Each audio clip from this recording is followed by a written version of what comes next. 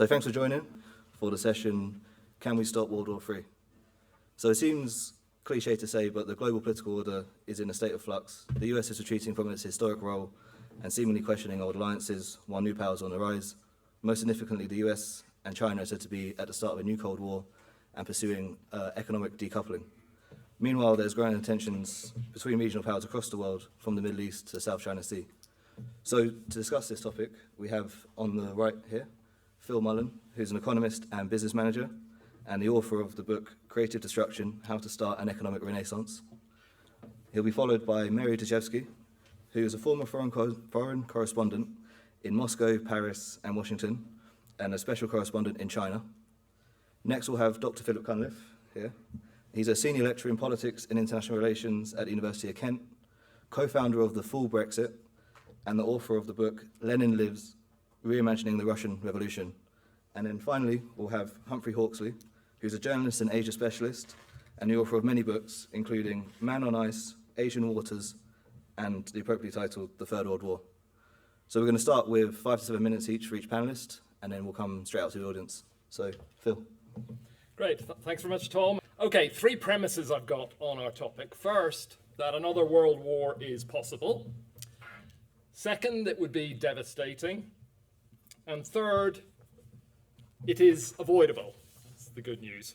Now, what I'm suggesting is that to achieve this third premise of preventing war, we need to begin with an acceptance of the first point, an acceptance that war is quite conceivable today. And I think what this means is dispelling the strongly held view that partly due to the second premise about how destructive another war would be, it's said that we can rely on non-violent solutions being found to mitigate or contain the sort of rivalries that Tom outlined.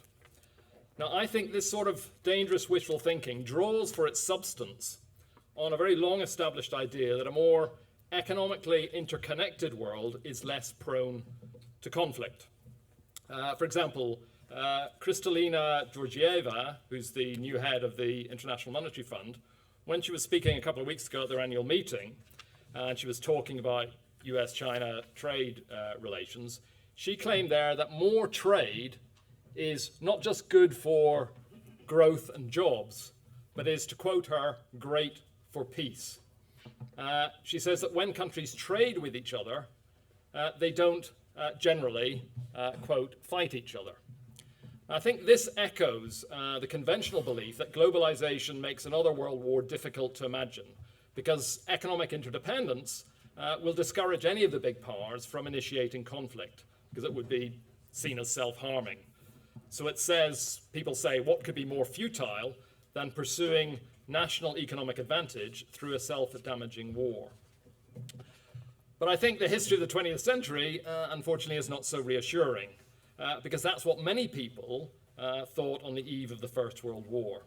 Because from the late 19th century, in the era which is now rebranded as Globalization 1.0 to distinguish it from today's second version of globalization, the rapid expansion then of the world market was understood as suggesting that peace, progress, prosperity would continue into the future.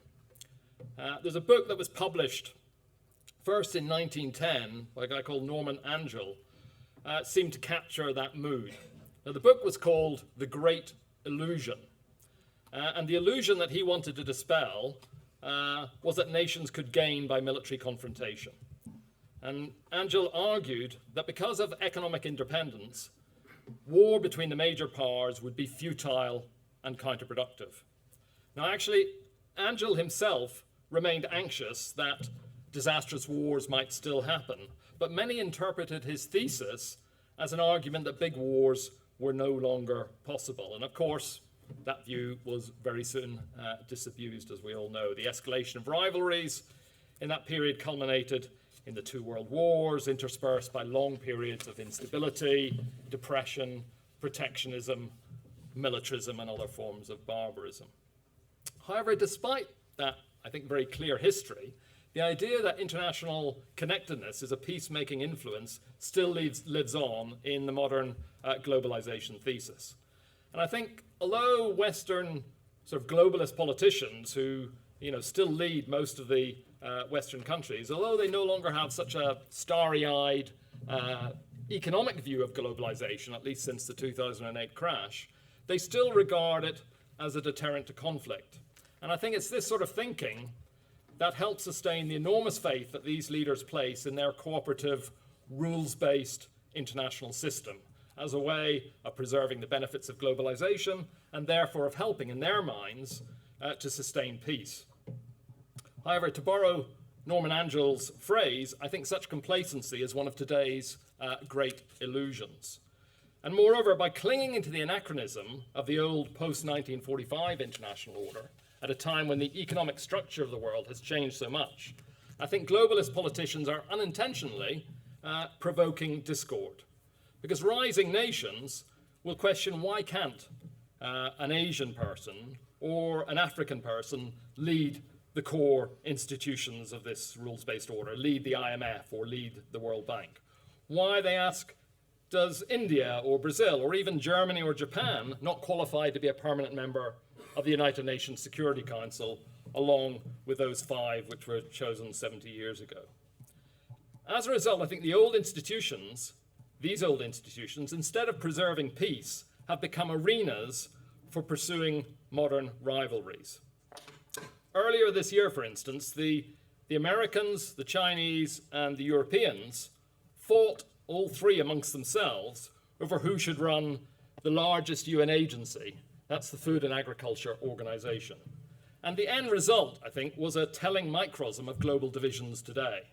Out of the 191 countries voting, the Chinese candidate was elected with a convincing first-round majority with 108 of those 191 votes.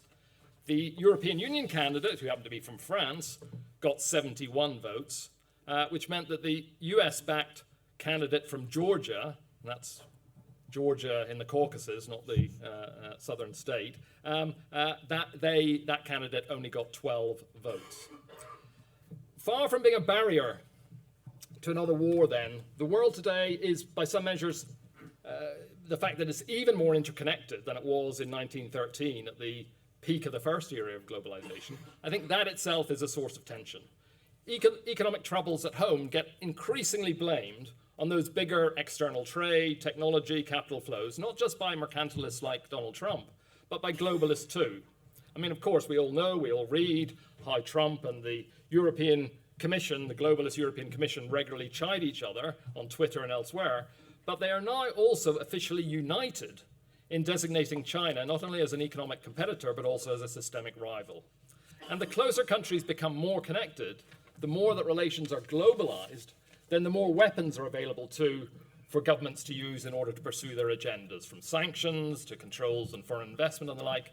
These are not just substitutes for war, they could also, unfortunately, be its precursors. To sum up, then, my argument is that popularizing an internationalist sentiment against war today begins, firstly, with wrecking that conventional complacency about war, not least because it could see Western governments drift into one. And secondly, in practice, I think this means challenging the West's use of institutionalized rules that is not protecting peace, but on the contrary, is threatening it in the way it operates. Well, thank you all very much for coming, and you'll probably be pleased to hear that I'm now going to argue against practically every point that you've just heard. I would put myself in the category of the people that Phil has insulted as, quote, many people, but not for the reasons that he's necessarily said. Not because I think that a third world war would be so devastating that people will avoid it, or that globalization and increased trade links actually militate against a new war. I think there's very unlikely to be a third world war, and I'll tell you why. Because I think that those, at least at the moment, who might be thought to have an appetite to wage it, actually don't. Look at Donald Trump. From the time he became president, everybody said this guy is a huge risk. He is the one risking world peace. At every stage when he's come close to the brink, he's stepped away. He stepped away in Venezuela, he stepped away in Syria, he stepped away in Iraq, he stepped away in Iran. At the last minute, yes, but he has no appetite for war. Vladimir Putin. We're told that Russia under Putin is an aggressive power. That is absolutely not true. The only territorial gain that Putin has made in the whole of the 20 years that he's been in the Kremlin is the tiny bit of Crimea. And there are special reasons for that. Otherwise, Putin has actually gone systematically around the borders of post-Soviet Russia, concluding peace treaties with Russia's new neighbours who formerly were part of the Soviet Union. Putin, contrary to what people think, is risk-averse. He is not going to start World War III, and he is not going to be party to starting World War III. Look at China. Xi Jinping. China, as yet, is still a rising power. It's not in a position to wage war on anybody. We've heard small bits of saber rattling. We've got small bases established on created islands in the South China Sea. Maybe we're squaring up for some sort of conflict in the South China Sea, but Xi Jinping and China generally have shown zero appetite for armed conflict. The only place where I think that you could maybe argue that somebody looked as though he had an interest in war was North Korea's Kim Jong-un. But there were reasons, very particular reasons, why Kim Jong-un was saber-rattling. And they had to do with non-recognition, non-respect, the idea that nobody was listening. The moment that Donald Trump took the risk of listening and talking to North Korea, how much have we heard about the Korean Peninsula being a danger since that? Almost nothing. And that gives you a clue as to where the dangers come from. Which brings me to my second point of 4.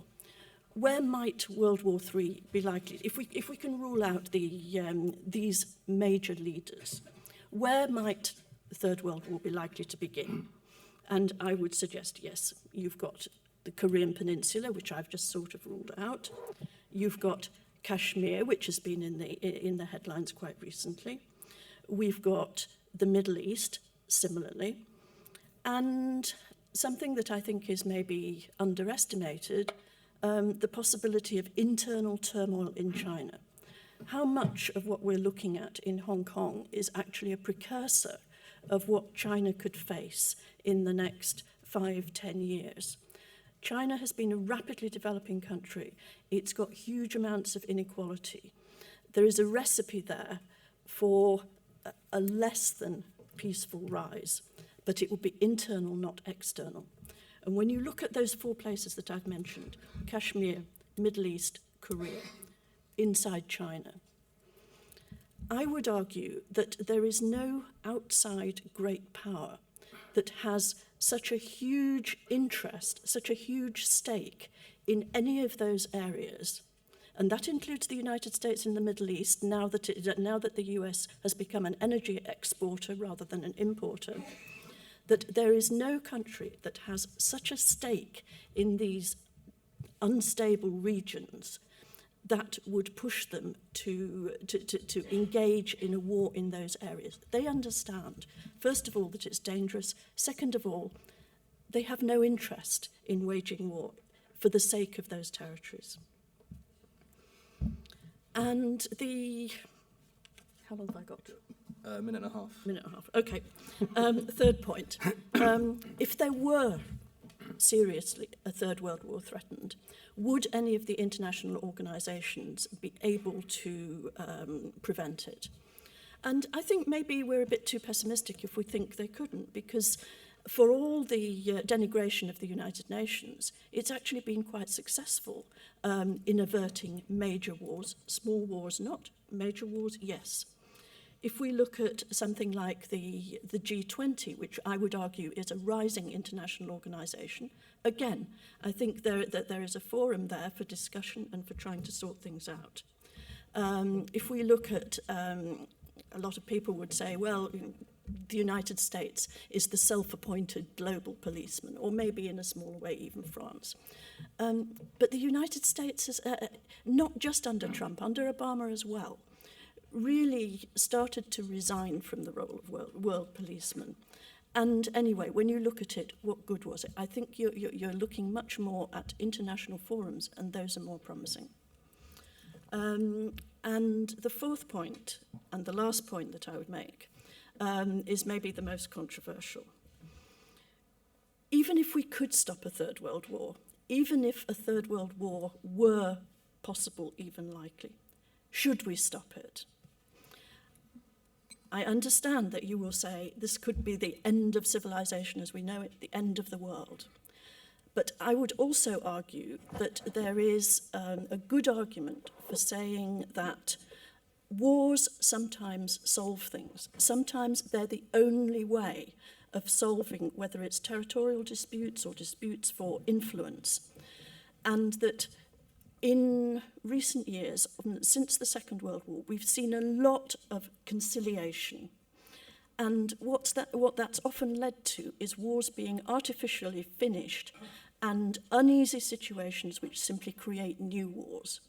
There is an argument, like it or not, for what's been happening in Syria, where there is a victor, and the terms are then to be negotiated, and the terms of winners and losers, those are what is negotiated around the table, not a sort of false halt to hostilities. Thank you.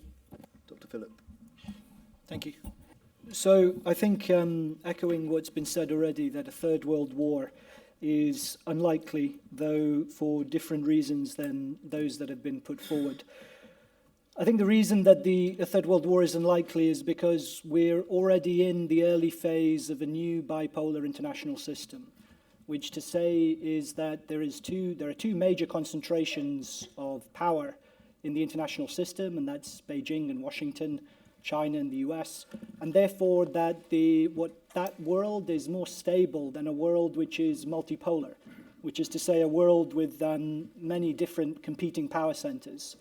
So we're already in the phase of what is effectively a new Cold War, and therefore the rules that made the Cold War itself a more stable and predictable world also apply to our world at the moment, which means that it's less likely, we're not in a kind of free-for-all with all these different power centers kind of tearing chunks out of the international order, or with the instability and fluidity that comes with multiple competing power centers, as you saw in the era before the First World War, but rather that with two concentrations of power, it's much more easy to predict the way in which different states behave, and also how they relate to each other, because they know that there's only one other rival.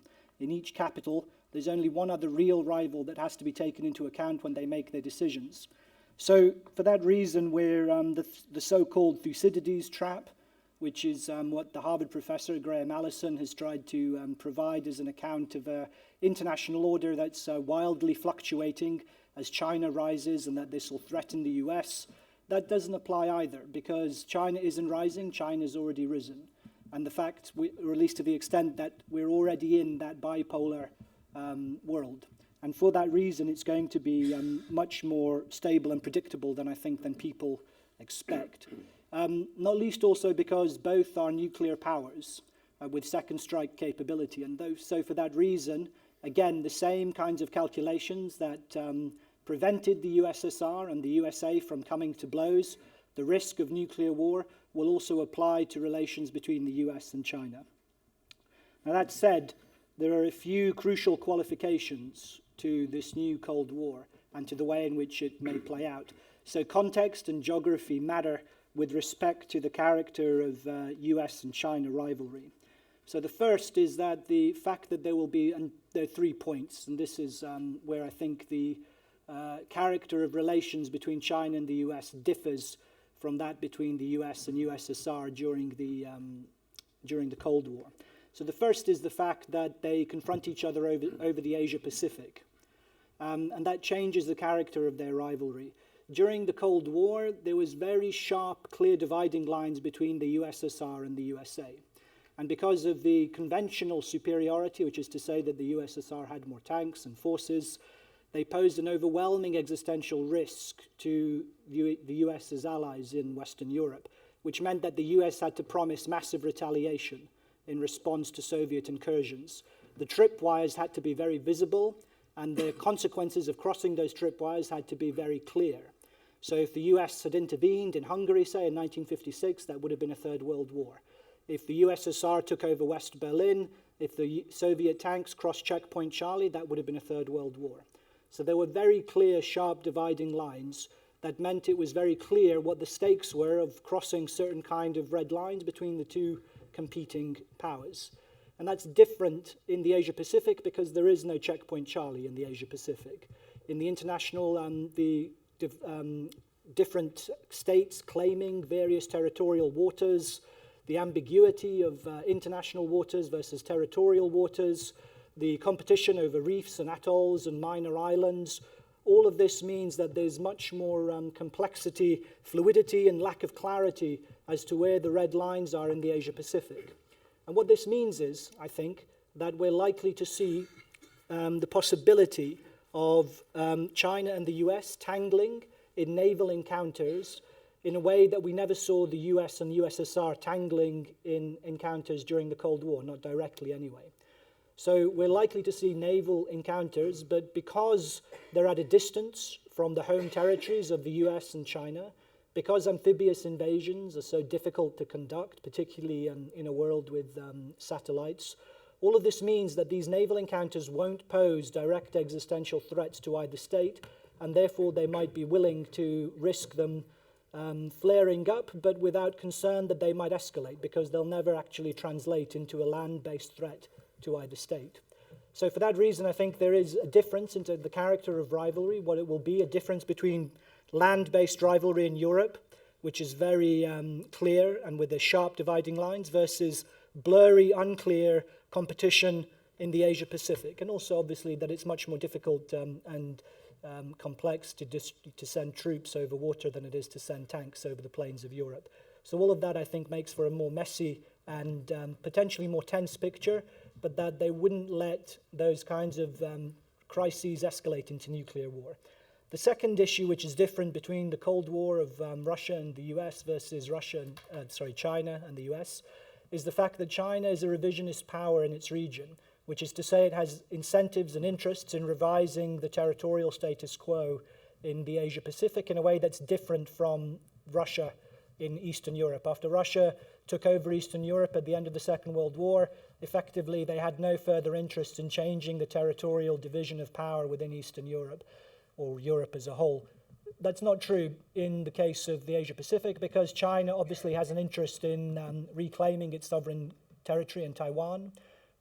It obviously has interest in ensuring that Hong Kong doesn't drift off too far. And it also has all sorts of territorial disputes and sovereignty claims over all those islands and reefs and atolls and the other tensions that exist in those areas.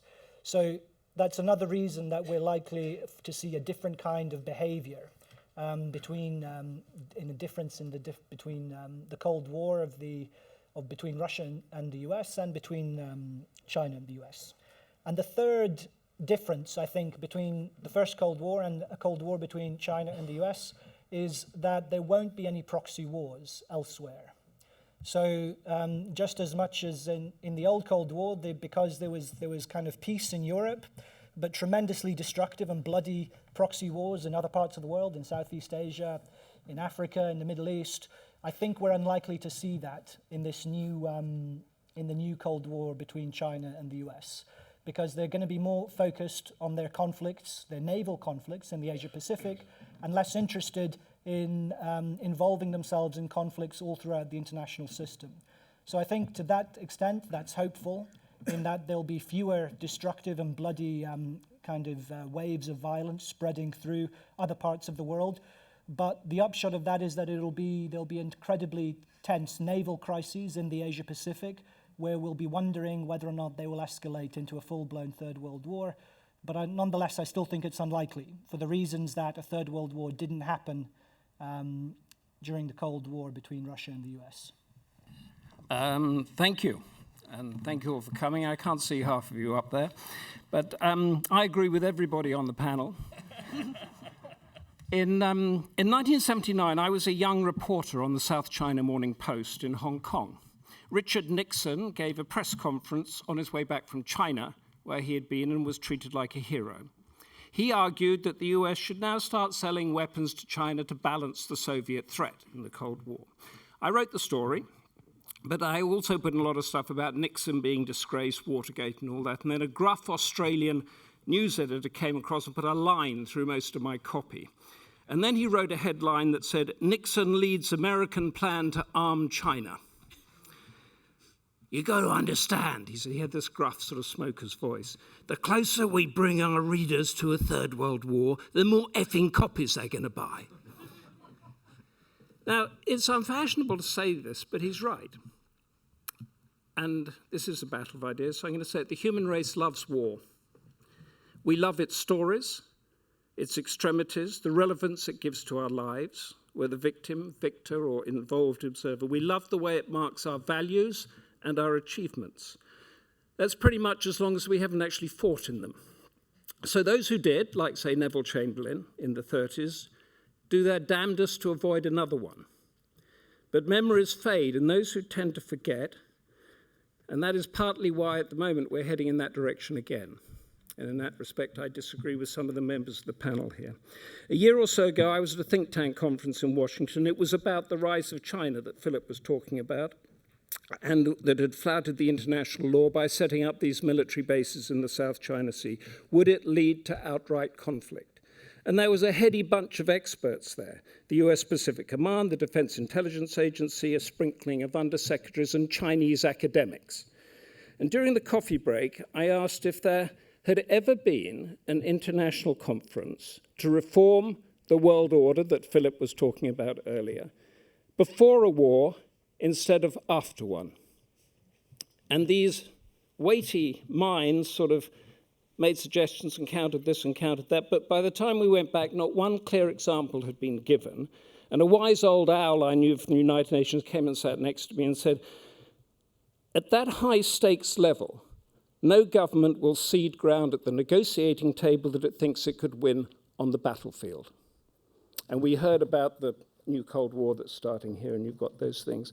Now, I'm sure that, several examples would be had, but the general culture is to fight the war and then strike the peace. And all evidence, to me, points to that's where we are now. We have the new rising powers led by China. We have a 70-year-old world order dating back to the Second World War, and it's creaking at the seams. Now, at the time that that world order was created, Franklin D. Roosevelt, months from his death, at his final inaugural address, looked at all the carnage around him, and he said this. He said, "We have learned that we cannot live alone at peace, that our own well-being is dependent on the well-being of other nations far away. We have learned to be citizens of the world, members of the human community." Now, from that encapsulation came the United Nations, the World Bank, the coal and steel community that's now the European Union, and so on. And it's basically the current international rules-based order that we've been hearing about on this panel. But its failure to reform is now coupled with a global political momentum that's challenging the elites and institutions. It's a dangerous mix that's not being addressed. My Australian news editor would say it's brilliant because it's selling newspapers, and we're seeing this with the toxic obsession the British media has with Brexit and the headline shortages, martial law, the rhetoric about saboteurs, collaborators, surrender, and so on. And now we've got a general election which is going to exacerbate all of that.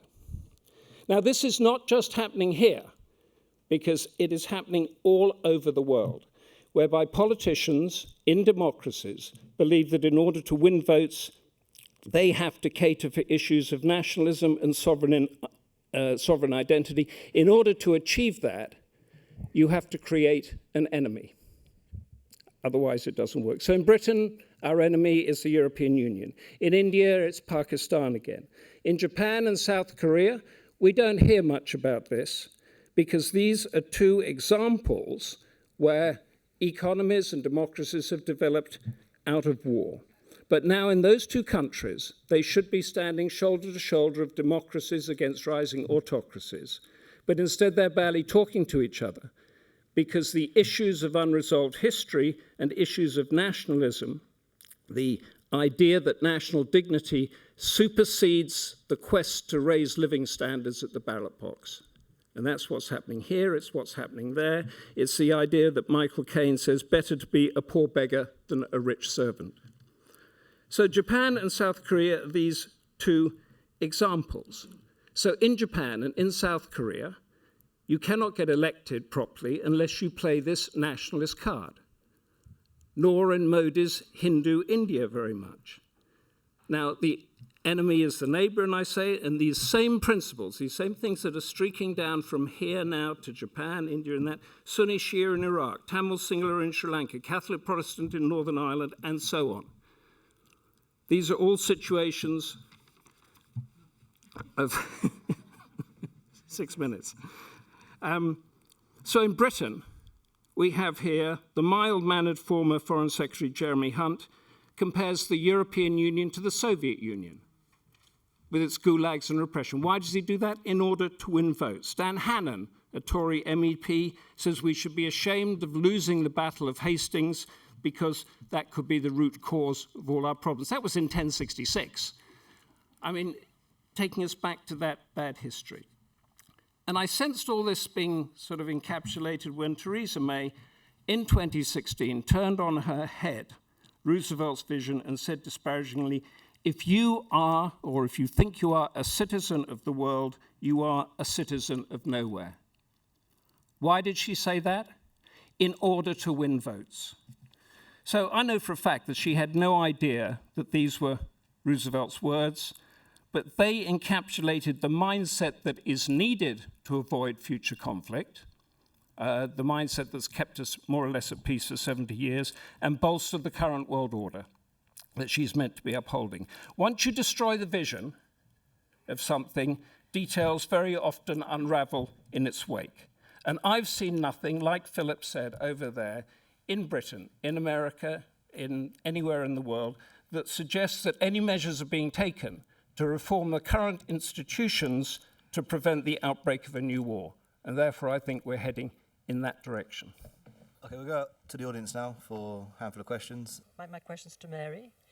I was thinking when you were concluding your piece that you were going to come to the conclusion that wars solve things, that a World War III would solve the climate change crisis by, which is caused by overconsumption and the rest of it, by reducing the world population considerably. Possibly who's left will start again. But I obviously drew back from that. Yeah, my question relates to the 1945 order, because a number of references were made to the 1945 order. But since 1989, we've had an unravelling of key principles of the 1945 order. In particular, the principles of national sovereignty and non-interference in the internal affairs of states. And I was just wondering, in terms of the arguments made in terms of a new Cold War, but it's not the same.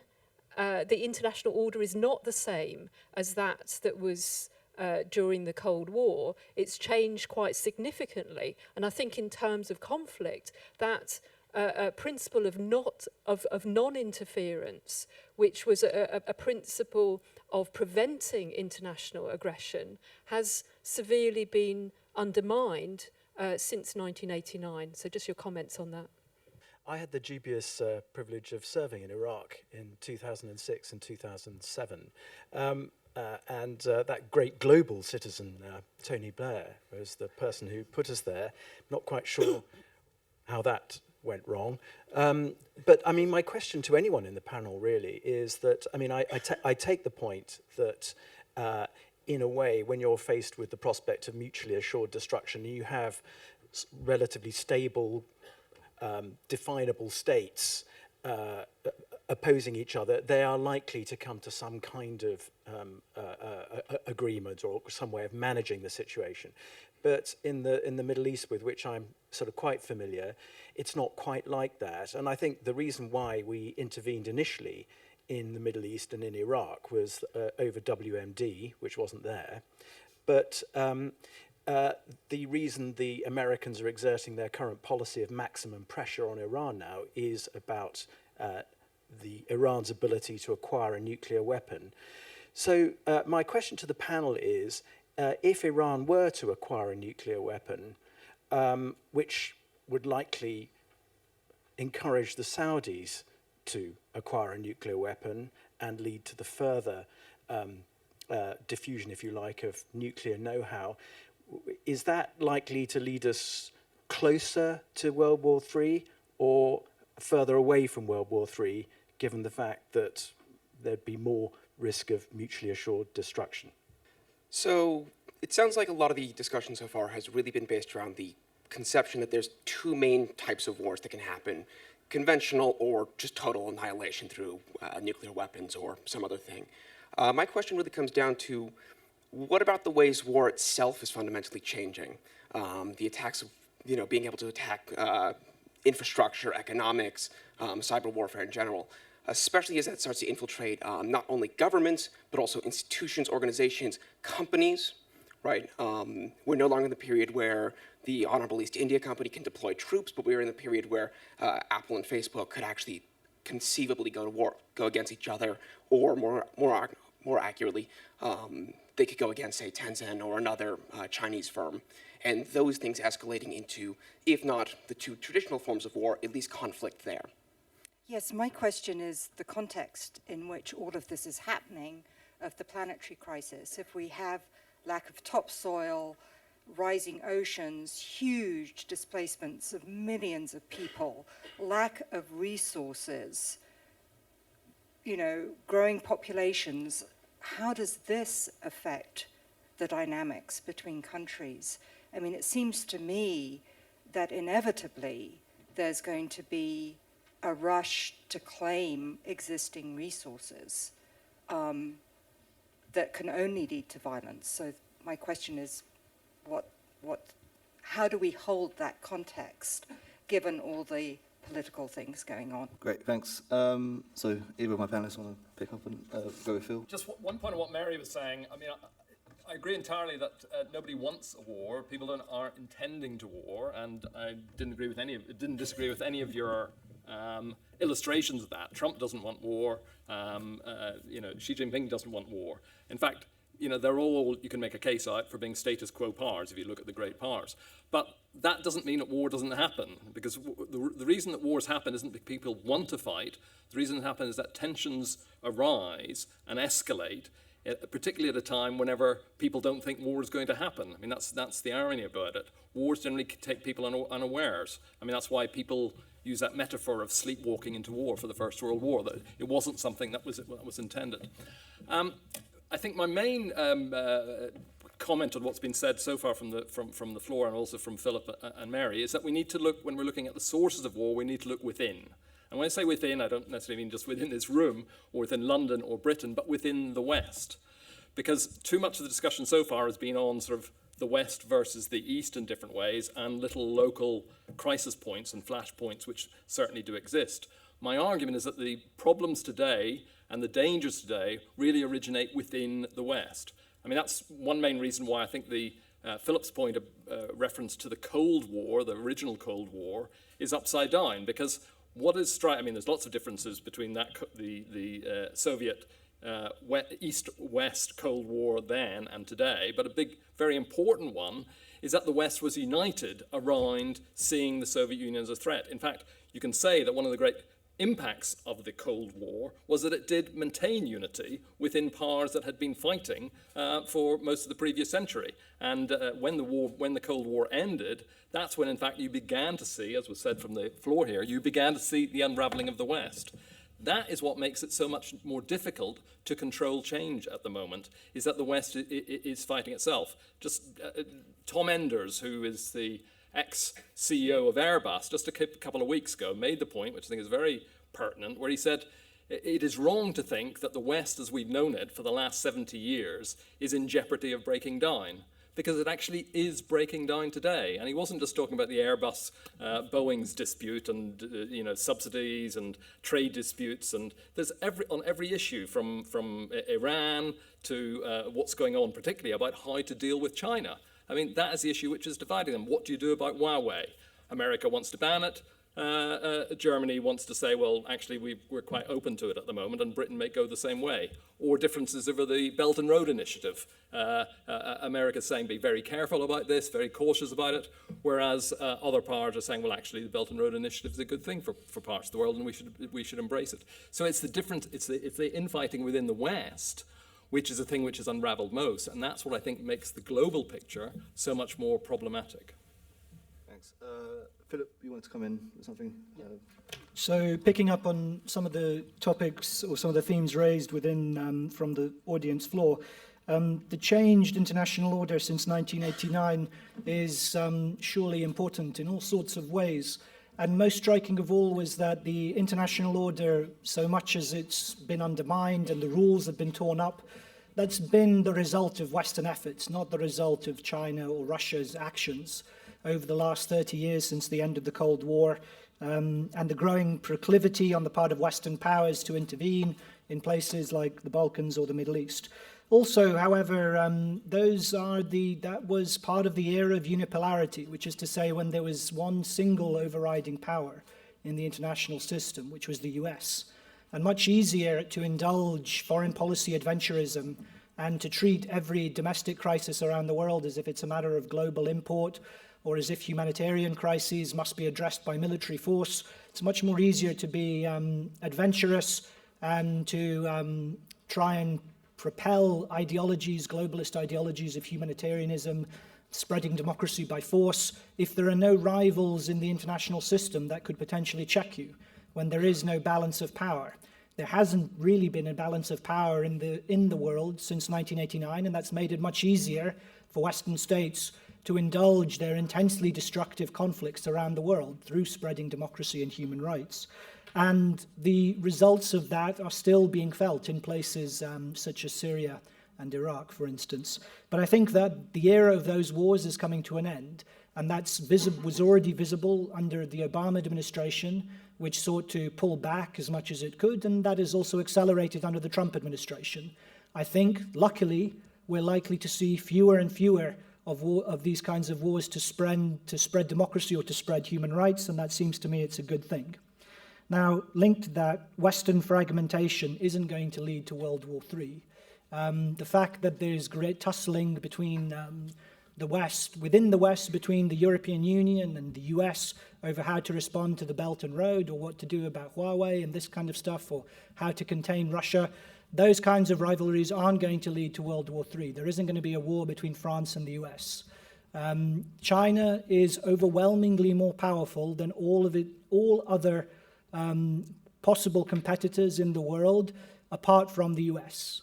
And so there's the simple fact, if you look at the aggregate sizes of military force, nuclear power, the size of the economies involved, technological productivity, all of these things, it's very clear that China is overwhelmingly more powerful than any other state apart from the US.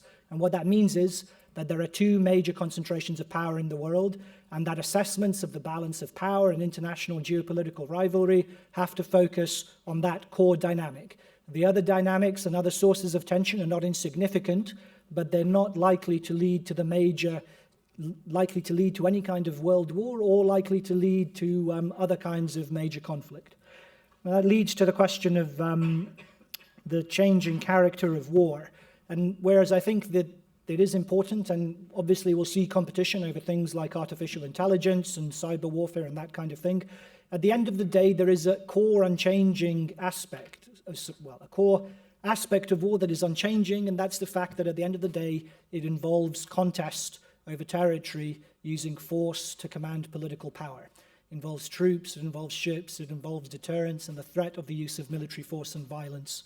And however much technology changes and however much there might be conflicts in other domains of life, at the end of the day, that is what war is about, and that won't change. So I think that it's worth not getting too imagining that the character of war is going to change so fundamentally as a result of what's happening with the internet. And then just finally on the question of regional competition, say what happens if you get the spread of nuclear weapons in the Middle East. It doesn't seem to me that conflicts in different regions of the world are likely to lead to World War III. The destructiveness that we've seen in the Middle East is almost entirely the outcome of Western meddling. And that's very clear. And the reasons, obviously, why Iran has been further propelled to seek nuclear energy is as a result of seeing what the West did in Libya when Colonel Gaddafi gave up his nuclear weapons program. So it seems to me that, again, that's all of the conflicts in the Middle East, the majority of them have been exacerbated, spurred on, aggravated by this era of Western meddling across the last 40 years. That era, thankfully, is drawing to a close, and hopefully that means there's greater likelihood that those conflicts might gradually die down. But it doesn't, even if I mean, these regional conflicts continue, it doesn't seem to me that it's going to lead to a third world war, and that the main center for geopolitical competition that could potentially lead to world war will be Asia Pacific. It won't be what happens in the Middle East. Thank you. Humphrey, do you want to come in on the Iran question? Yes, just the gentleman, the Iraq veteran, midway up there. Well, firstly, I think the Iraq War was the time that democracy, which is actually meant to be delivering an accountable government that betters our standards of living, became an ideology, and therefore it didn't match with anything that it was meant to be doing, particularly if you were an Iraqi. And so we went into Iraq, and then we repeated the same mistake there with Libya and with Egypt and to a certain and with Syria, by thinking that you could get rid of a dictator and pull that dictator down, and then a panoply of beautiful things would float down from heaven, and you'd have a good police force and a great judiciary and a supermarket up the street. And it took, 3, 4, we still haven't sorted it out in our own minds yet, to understand that the world doesn't work like that. So to answer the question directly there, if Iran did get a nuclear weapon, why would it matter? Why would it matter if Saudi Arabia got a nuclear weapon? India and Pakistan got nuclear weapons. North Korea got a nuclear weapon. Israel has undeclared nuclear weapons. And we're still walking the streets as we have done for years. What matters, and the danger, and I think you alluded to it here, is not what other countries out there are doing, it's how the US reacts to it. And that's the threat of the Third World War. If you go back to Vietnam, for example, sorry to flip over there, in 1956, I think it was, Vietnam was due to hold elections. Ho Chi Minh would have won, the country would have been reunited, and it would probably be an Asian tiger by now. But the US cancelled those elections and then used a false premise to start a war or to go to war there. So what Iran does with getting a nuclear weapon would be fine. They have institutions there. When the tankers are hit in the Gulf, as they have been recently, that's because the very highest level of government in Iran is saying that's what should be done. You're not dealing with a non-state actor here. You're dealing government to government. And Israel has a nuclear weapon, and everybody knows it. Pakistan's got it, and everybody's a little afraid of it. Far more dangerous than Iran having one. Saudi Arabia would be far more dangerous as well. And then again, when you talk about nuclear weapons as if we all know that this is the sort of pivotal thing, there's a lot more technology around there that can cause a lot more damage than a nuclear weapon. So I don't think that's the be-all and end-all of it. So just to answer your question, sir, let them have it. Thanks, Humphrey. Mary, is there anything you want to pick up on there? Yes, there was, I'll just follow on from that, but there was one question that was directed to me.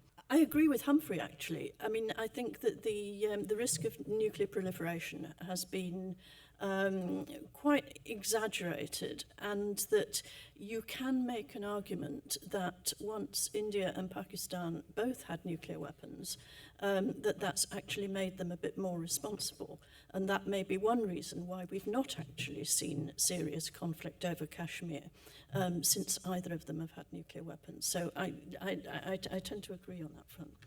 On climate change and resolving wars, I wasn't quite that cynical to reach that sort of conclusion.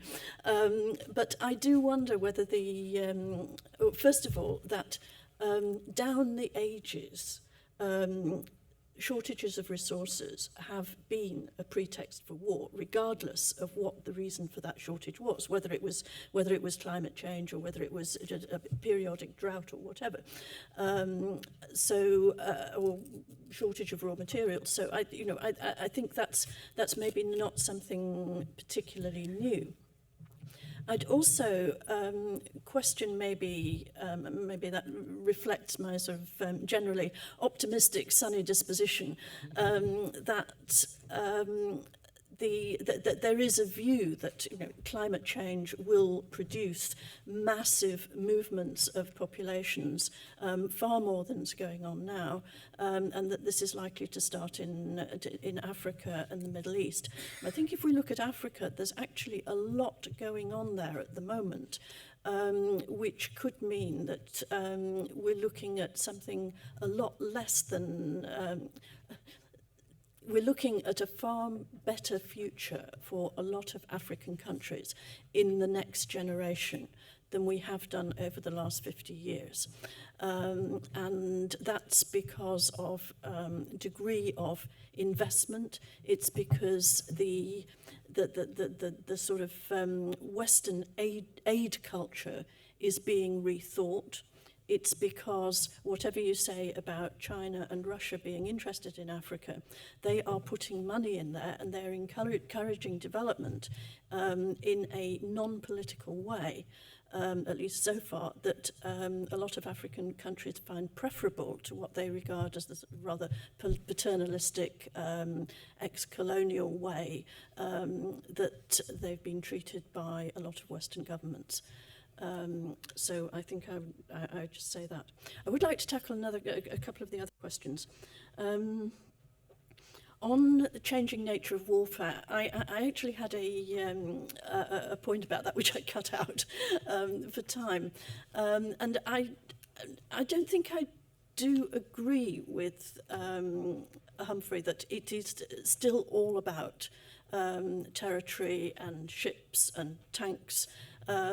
Because I think that actually it would be entirely possible now, or increasingly, to wage war without any of those things, to hold another country to ransom, entirely through cyber threats to crucial infrastructure.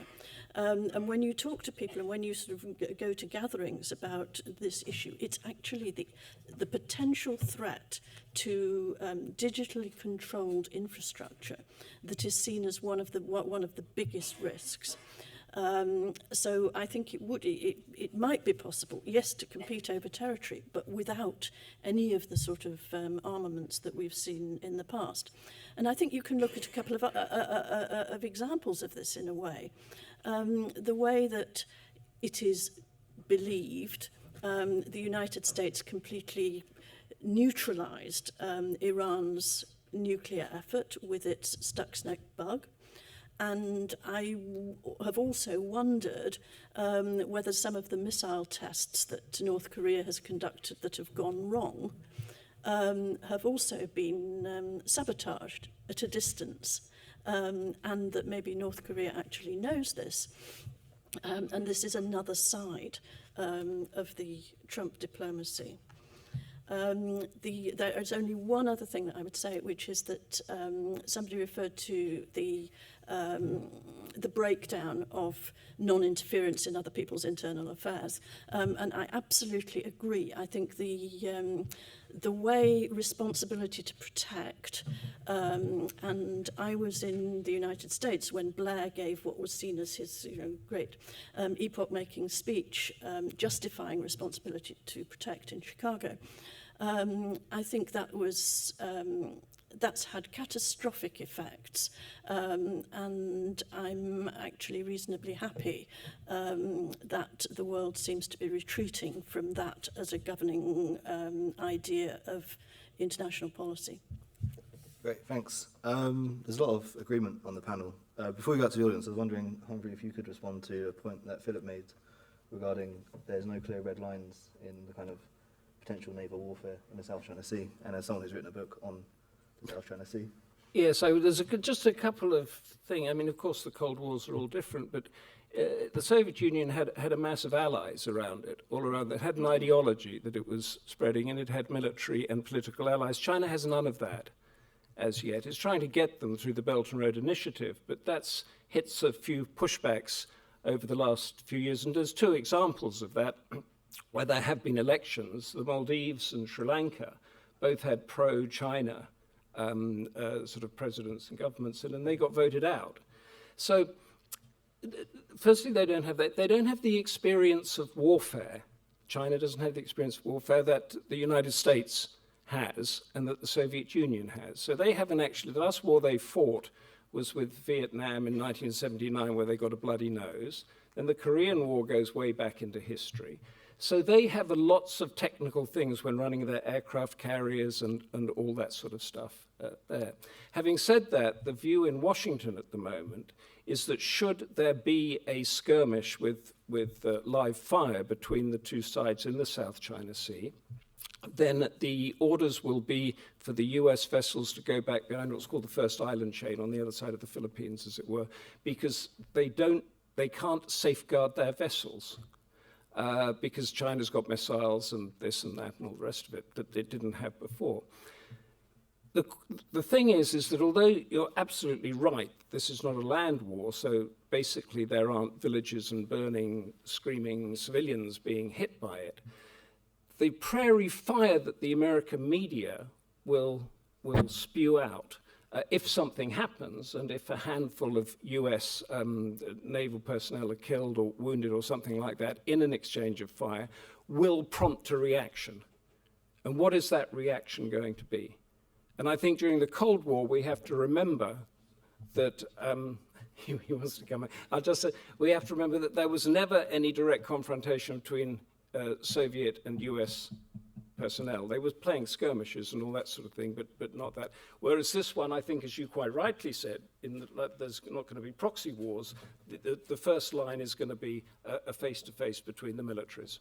So just on the question of naval skirmishes and how that might change the character of competition between the US and China, and just to echo some of what Humphrey said, I think there's a greater likelihood of such naval skirmishes and that they will be extremely tense. For example, if US personnel are captured by China, and then there's the question of what happens next. I think, though, the difference is, and this matters to the character of the rivalry and geopolitical competition in the region, is that the red lines are far less clear, and also because they're further away from the home territory of the states involved. Is the US going to go to war to defend Taiwan? Yes. It's not clear to me that they will. Yes. Right? So certainly there was no doubt that the US would go to war to defend West Berlin during the Cold War. It's much less clear that they're willing to risk nuclear war for the sake of Taiwan. So this is the kind of ambiguity that I'm talking about that I think makes the calculations and possible conflicts in the region more likely in a way that we've not seen. But it's also at a distance. So even if the US newspapers or Chinese newspapers went crazy over the outcome of a skirmish in the Asia-Pacific, I think most people in both countries will still think it's a long way away, right? It's not the US forces are landing in China. It's not that the Chinese are taking over Hawaii or landing in California. And I think that will affect the way in which populations view the character of any potential skirmishes. Now, China isn't as powerful as the US and is not as technologically and militarily capable. But it's accruing more and more significant so-called denial capacities, naval and air, to deny the access of the US to its near abroad and to its shorelines and to its interests in the region and so on. But it still doesn't change the character of the international order. So the character of a bipolar international order isn't that the two power centers are equal, because the US and USSR were never equal during the Cold War. It's the fact that the two of them together are more overwhelmingly powerful than any other state in the international system. And that is true at the moment. So even though the US and China aren't equal, they are both more powerful than any other competitor apart from each other. And that means effectively that we live in a bipolar international system, which means it's likely to be more stable, thankfully, than the kind of multipolar, much more rivalrous and fluid international system that we saw before the First World War. Great, thanks. So, audience, hands up. Hello, good morning. Very useful debate. I want to say that I'm surprised that Mary, who I much respect, believes that the willingness of Donald Trump to pull back from Iran and places like that guarantees us against a future war.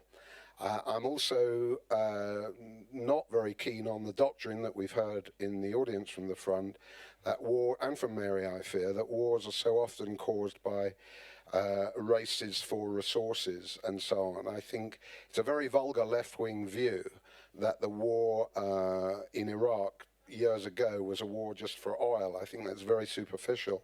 I think what we can say when we're trying to draw together the different trends is the obsession with extinction and rebellion and all of that climate stuff has covered over what people in this room may not be aware of, which is the massive rearmament, nuclear rearmament of Obama and since then Trump. A Trump rearmament for $750 billion that, of course, the Democratic Party fully backed. And I think that should guard against any kind of complacency, which I think we've heard a little bit from the center of the platform this morning. That scale of rearmament is really, really dangerous. I must say that when I hear the adjectives unipolar, bipolar, and so on, we're not talking about magnetism here, folks. We're talking about international relations. And I'm astonished that Dr. Cunliffe, who I also respect, can allow the EU, which is so active militarily in Africa, Japan, and Russia, and Korea to kind of disappear from this bipolar world that he believes to be safer than unipolar. What was also dismissed was the possibility of proxy wars. I put it to you that proxy wars are not only existing in Syria between the CIA and Russia, but they exist in the realm of Facebook in the subversion of international elections, or they're certainly seen as existing there. We might not go along with the view that everybody's manipulated, but proxy wars at the level of propaganda are certainly happening. I'm just going to conclude, Mr. Chair. I think it's quite wrong to separate the European theatre from the maritime Pacific theatre. If Trump did get aggressive about Iran, you can be sure that Xi Jinping might seize his opportunity in Hong Kong or somewhere like Taiwan.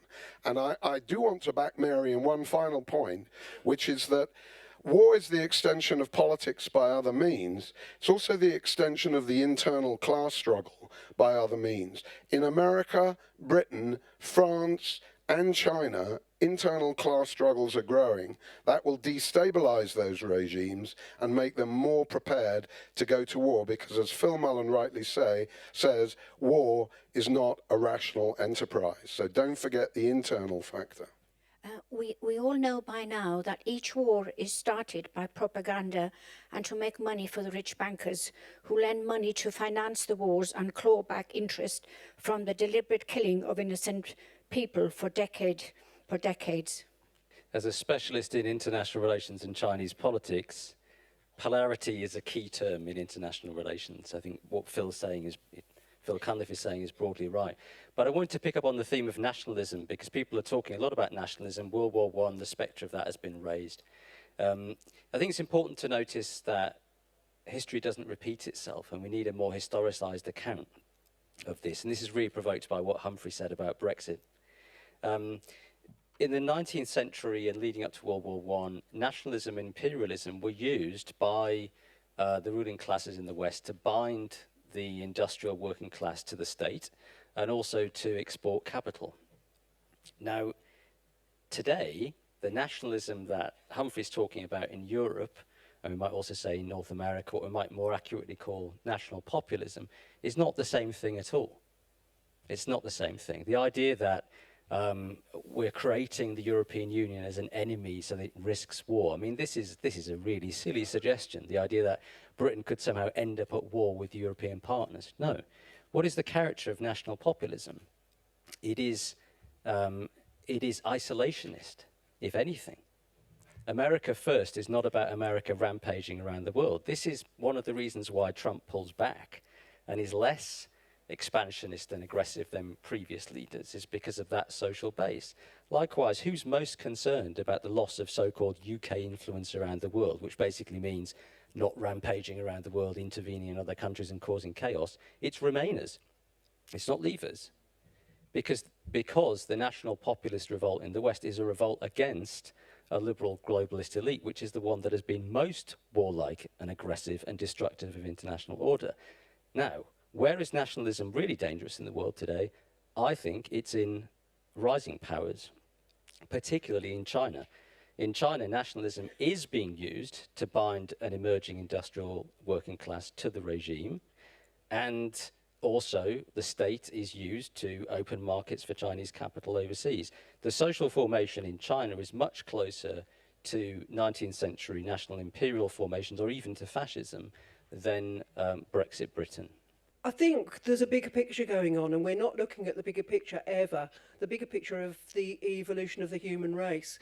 When somebody earlier mentioned Vietnam, that was a really special time. To start with, you'd had empire building, and we'll go over and capture that, and it's ours, and we own it. And gradually we owned more and more, and then there was conflict. And then Vietnam happened, and Vietnam had technology, television and newspapers, and we saw that ordinary human beings, you and me if you like, or soldiers, were going to other countries and killing people, and they decided they didn't want to do it, and it all broke out into women's lib, black power, individual people standing up for themselves, deciding what they wanted to do. When we had a different people power change to Thatcher and Reagan, and selfishness became the thing, so that yes, each person can stand up for what they want. They're not going to stand up for the common good, they're going to stand up for what they want, and therefore you get, as far as Brexit now, but at the same time technology kept up with it, and you've got technology world. Everybody knows now that the rest of the world is there. Not only that, everybody can communicate the rest of the world. I think it's time for some clever, if leaders want to be leaders, they should lead us and get a united, common for everybody. We all think not killing people or not killing the planet is a good idea. Let's work out a system that allows for everybody to have some kind of understanding of his fellow man or his fellow planet, and let's live together with our different views, but happily. We've got about 20 minutes left, so I'm going to come back to the panel for about 10 minutes, then we're going to go out to the audience one more time. I'll start partly because there was one question directed to me, which was about Trump and also the wars for resources. The only reason I mentioned wars for resources was because it seemed to me there was a question that was focused on climate change as a potential cause of wars in the future, and it seemed to me that resource wars of the past, really that wars that derived from climate change were not a million miles away from wars about resources of the past, and that was a context they should be seen in. But it doesn't, I would absolutely agree that when you're looking at Iran or Iraq or almost any of the Middle East wars, it was way too simple to say that the reason for American intervention was about oil. When I've been writing about these things, I've always rejected that as an oversimplified and largely wrong. There were a couple of other points. Only one other point that I wanted to address, which was about the speaker down at the front about Britain around the world and Brexit and Brexiteers being more isolationist than Remainers.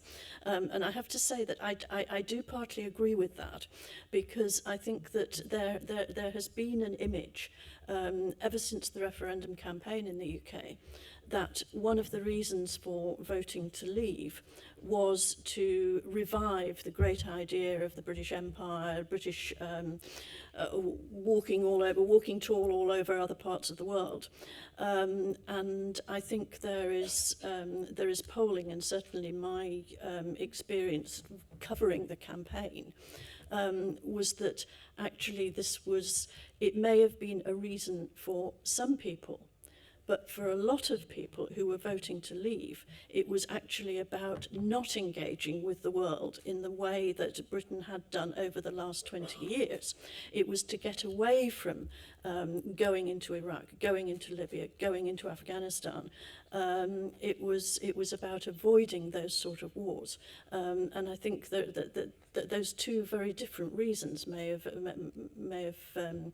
both persuaded people to vote leave, but I think it would be wrong to neglect the non-interventionist strain of the Brexit vote. Thanks. Well, just on that, very quickly, I agree with Mary that the caricaturing of why people voted as being an upsurge of nationalism plays a certain political motive to it and doesn't reflect the reality as why people voted they did, or why people are doing what they're doing in France, or why people even voted for Trump.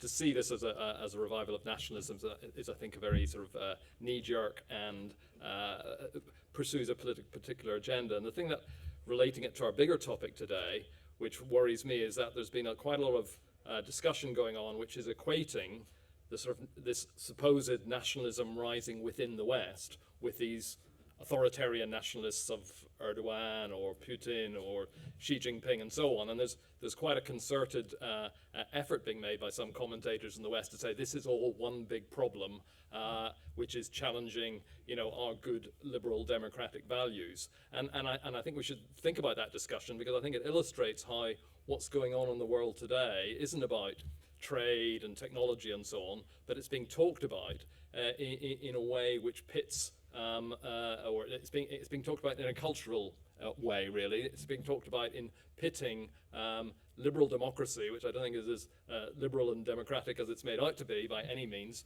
with these nasty people, whether it's Farage at home or Putin abroad. They're all part of these authoritarian populists, authoritarian nationalists, so-called. So I think that's an interesting discussion, which is, I think, quite worrying and quite damaging.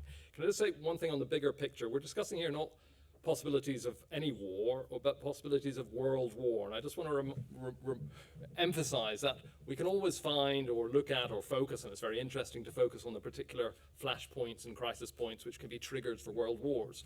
But we all know that the First World War didn't happen because of the assassination of Archduke Ferdinand and what was going on in the Balkans, right? That was a trigger. Why world wars happen is because the old order cannot keep going. Right, and that was what happened in the First World War. The old order was dominated by Britain, and Britain was was in relative decline and was losing its ability to dominate the world. That coincided then with rising powers, whether it was what was going on in Russia, what was going on in Germany in particular. And you have a situation where that objective forces create circumstances which then triggers happen. What I'm arguing, and I'll finish here, is that what we're facing today is a very unique interaction between two very strong, and I see non-ending objective trends. The first trend, which is what a lot of people are focused on, which is the shift in economic and political power from the West to the East. That is going to go on. I mean, Philip thinks it's stable now. I don't see it as stable. I see that as something which is going to continue. I think it's a good thing that China is growing. I've got no time for the authoritarian regime in China, but I think it's a great thing that economic development has gone to the East. But that creates a mismatch, an objective mismatch between a world order which is dominated by the West, a political order, and an economic structure which is out of sync with that. These two things have to be resolved at some time. I'd like them to be resolved peacefully, creating an order which takes into account that change. But that coexists with another very problematic objective trend, which is the growth of the rivalries within the Old West. And that's making it more difficult for the Old West, regardless to do with votes for Trump or votes for Brexit or whatever. The Old West is troubled today. Western society, our countries, and not just our country, but every Western country, is severely in internal crisis. And that has two consequences. I'll end here. It makes it more difficult for the Western powers, the Western nations, to be able to cope with this big objective shift in the world. So they're more likely to do silly things about it and react in stupid ways. They don't have clear strategic visions in the Western part. That's what you need to be able to cope with this big epochal shift from west to east. They don't have that, and in addition, they're at loggerheads with each other. They're getting increasingly antagonistic with each other. So the scope for having that lovely what Humphrey was talking about, this idea is how can you get everybody together and sort this out, a concert of Europe, whatever. That's completely off the agenda, because the West is fighting itself, not thinking about how we can cooperate to create a world order which is appropriate to the 21st century. It's that interaction of those two big epochal trends which is what we have to be grappling with and seeing how that can be resolved. Thanks. I'm going to go to Humphrey and then Philip, but can I ask if you guys can be quite quick so we can get back out to the audience and then we'll come back to you. Yeah, since we're talking about the possibility of a Third World War, if we just go back to Iraq war and all of the others, it's a handful of people make these decisions. Everybody else comes in behind them for their jobs or for their loyalty or whatever. So Iraq, it was Tony Blair, Alistair Campbell, Mandelson. On the other side, you had Bush, Cheney, and Rumsfeld, essentially. And all of that came in. What were the issues that we went to war on? 45 minutes for missiles to hit Cyprus, weapons of mass destruction, and a vast majority of the American population believed that Saddam Hussein was responsible for 9/11. All of those three things were rubbish.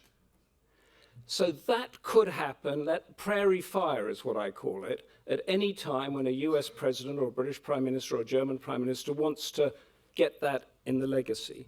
So just to sort of wrap that, the idea that Asia Pacific is a faraway place and that Checkpoint Charlie wasn't, well, for many Americans, Checkpoint Charlie was a faraway place. It's not in America. And the statue outside of the Pentagon is of the US Marines putting a flag on Iwo Jima 2, an uninhabited island in the Pacific that they took from Japan at a huge loss of life. And the message from that is that we are going to take our values and our democracy and defend freedoms anywhere in the world. And particularly under Trump, should there be, I don't think there will be, should there be a military threat against Taiwan, the US would definitely respond, because that prairie fire would wash through Washington and the talk shows within seconds. So on this question of the character of the international order and the kind of objective trends shaping it, it's not that Chinese growth is going to stop or that the international system has perfectly equilibrated. I don't think that's the issue. The issue is the fact that as I've sought to stress previously, is that China and America are way more powerful than any other potential rival. The European Union is never going to be a single state or a kind of competitor with the US or China. And I think that's worth bearing in mind in any assessment of its prospects and future. So given that, then everything has to be factored with respect to the overall distribution of power. It's not to say that East Asian growth is stabilized and isn't going to continue. It will. But the basic pattern of geopolitical rivalry between Beijing and Washington, I think we can see the contours of how that's going to evolve over the next 40 to 50 years. Now, I didn't say, just to take issue with what someone said at the back, I didn't say there are no proxy wars. I said there'll be fewer proxy wars, and I think that's evident. And you can see just how destructive and terrible a proxy war truly is by looking at Syria, because the factions within that war are stabilized and propped up by external powers, and it prolongs the conflict. There were multiple proxy wars during the Cold War, and that's what made it so bloody outside of Europe. So the issue is, I think that there will be fewer proxy wars if my predictions will be borne out, and I think that's a good thing, notwithstanding the fact that that's obviously cold comfort to people in Syria. And then only to say on this question, I think, which was made from the floor and is worth reiterating, that liberal globalism, its militarization, was tremendously destructive in so many parts of the world, and particularly in the Middle East. And the fact that now we have electorates in Western countries that are more interested in imposing their own domestic priorities on globalist elites who have only been concerned with global problems, climate change or African poverty or democracy in Venezuela or democracy in Iraq, and not concerned with meeting the interests and the needs of their voters, The fact that voters are revolting against that paradigm seems to me to be welcome and not something to be lamented or a source of concern and danger. Thanks. We've got time to briefly come back to the audience for 2 or 3 more points. Oh, okay. Literally, so the South China Sea issue maybe should be the issue between China and the Southeast Asian countries, and Taiwan issue maybe should be mainland China with Taiwan.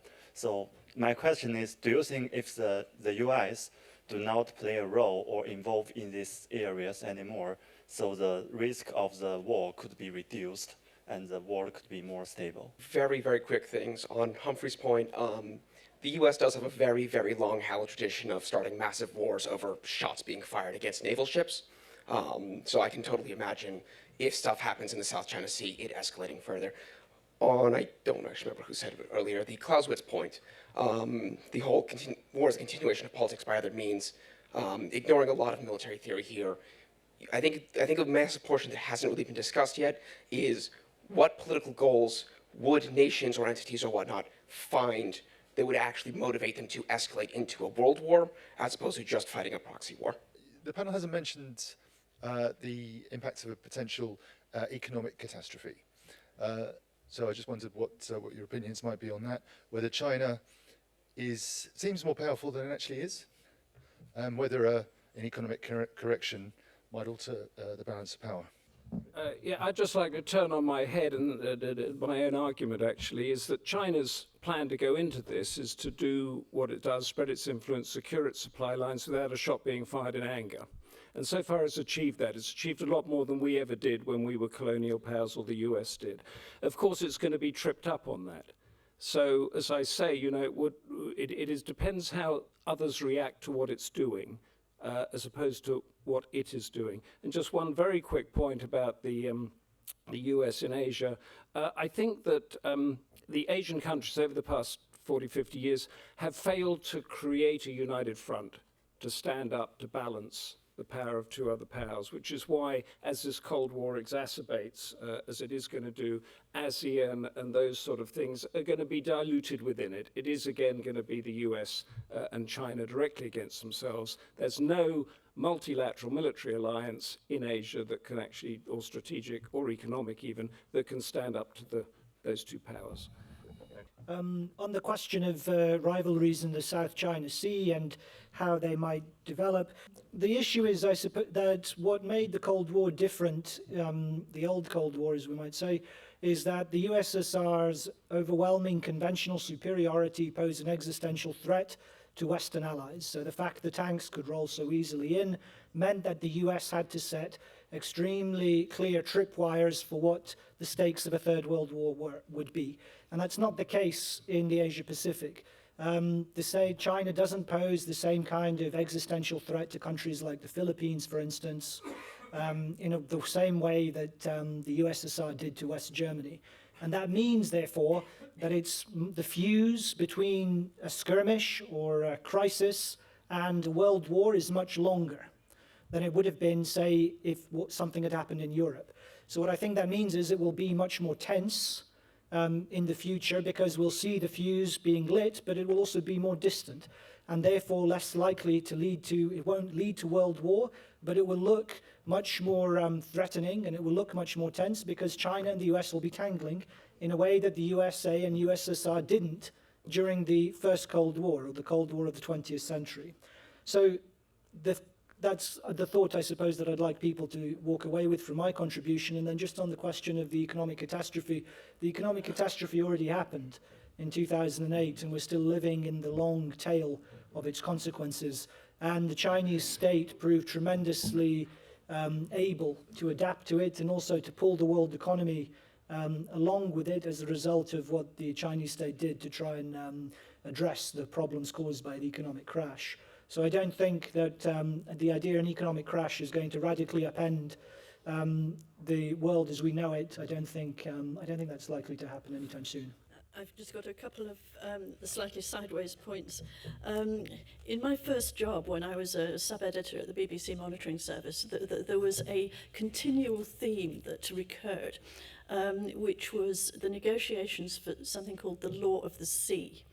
This is now coming back to haunt us with what's going on in the South China Sea. And the interesting thing to my mind about this is that one of the relatively few countries never to have signed this law is the United States.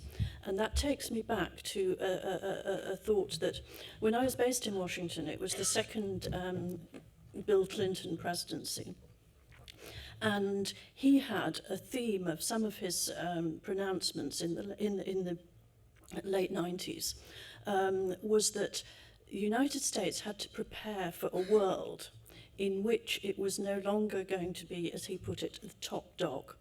And what he was talking about was the United States actually being part of a multilateral process.